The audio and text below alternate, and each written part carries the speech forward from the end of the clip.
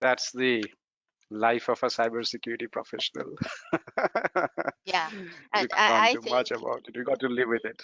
yeah, I think unfortunately there's no silver bullet. There's no one magic tool that would fix all our problems, especially in today's world where we just discussed everything has become increasingly complex and sophisticated, and our cyber posture needs to respond accordingly. So we really need to take a multi-pronged, multifaceted approach to address these problems. To hire somebody, they would come in, they would get trained, and it's going to take time, money.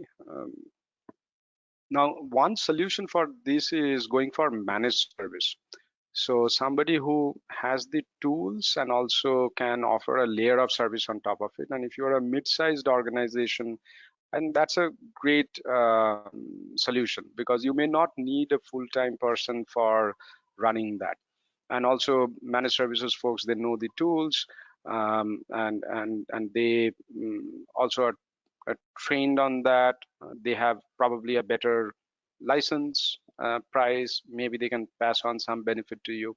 So that could be a good kind of solution. In fact, interestingly, um, when we launched this as a product, we got some feedback from various folks, like especially from the mid-market, that can you offer this as a managed service? So we also have a small managed services team who does this as a managed service for I think Dave mentioned like some very critical element. Few things, like it's a big thing. Like it's not a vendor risk management becomes a big part of the program. Few things which you might consider would be like knowing your vendors. Like that's also again another very hard problem. A lot of times people don't know the list of all the vendors, and somebody goes and starts working with another vendor without the knowledge of the security team. So just the policy is not enough. Also doing some discovery. Like we have seen sometimes exposure management or external attack surface discovery is able to go and figure things out. Like here is a database which exposes your data on this specific IP. We found that for one of the banks, and they came back and said, you know what, that's not any IP address of our bank, but the data looks like ours. Then it turned out, we figured out that belongs to a specific organization, which was a AI company, doing certain things. Really, I think this is going to make us happy. After we get that, we don't feel happy, and it's a difficult problem to solve, right?